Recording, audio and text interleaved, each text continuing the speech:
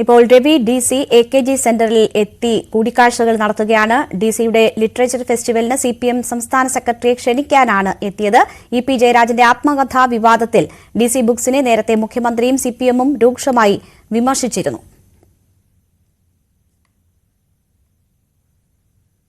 VV Arun വിവരങ്ങളുമായി ചേരുകയാണ്. അരുൺ, EPയുടെ ആത്മകഥാ വിവാദവുമായി ബന്ധപ്പെട്ടാണ് ഈ കൂടിക്കാഴ്ചയ്ക്ക് പ്രസക്തിയേറുന്നത്. ആ വിഷയങ്ങൾ കൂടിക്കാഴ്ചയിലേക്ക് എത്തുമോ? എന്താണ് വിവരങ്ങൾ?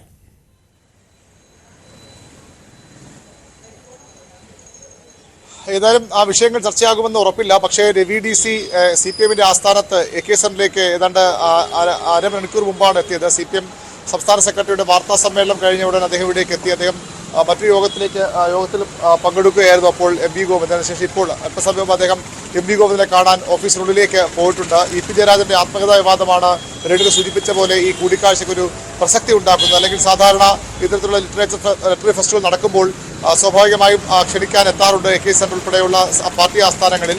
അതുപോലെ മാത്രമായി മാറേണ്ട കൂടിക്കാഴ്ച. പക്ഷേ EP ജയരാജന്റെ അനുമതിയില്ലാതെ അല്ലെങ്കിൽ അദ്ദേഹം പറഞ്ഞ കാര്യങ്ങളല്ലാതെ എന്ന് അദ്ദേഹം ആരോപിക്കുമ്പോൾ അത്തരമൊരു പുസ്തകം എങ്ങനെ ഇറക്കി എന്നൊരു ആരോപണം ഉയർന്നു വന്നിരുന്നു. EP ജയരാജന്റെ വാക്കുകൾ വിശ്വസിച്ചുകൊണ്ട് പൂർണ്ണമായും DC ബുക്സിനെ തള്ളിപ്പറഞ്ഞുകൊണ്ടാണ് CPMഉം അന്ന് രംഗത്ത് വന്നത്.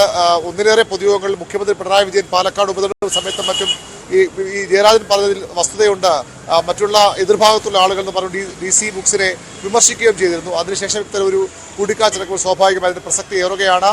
EP ജയരാജന്റെ ആത്മകഥയുമായി ബന്ധപ്പെട്ട പരാമർശങ്ങൾ അല്ലെങ്കിൽ അദ്ദേഹം ചർച്ചകൾ ഇപ്പോഴത്തെ കൂടിക്കാഴ്ച ഉണ്ടാകുമോ എന്ന് വ്യക്തമല്ല. ഏതായാലും അല്പസമയത്തിനകം കൂടിക്കാഴ്ച പൂർത്തിയാക്കി രവി DC പുറത്തേക്ക് വരും. അദ്ദേഹത്തിന്റെ പ്രതികരണത്തിൽ നിന്ന് എന്തിനാണ് അദ്ദേഹം വന്നത് നമുക്ക് ലഭിക്കുന്ന വിവരമനുസരിച്ച് ലിറ്റററി ഫെസ്റ്റിവലിൽ MV ഗോവിന്ദനെ ക്ഷണിക്കാനാണ് അദ്ദേഹം AK സെന്ററിലേക്ക് എത്തിയത്. ശരി, VV അരുണാണ് വിവരങ്ങൾ നൽകിയത്.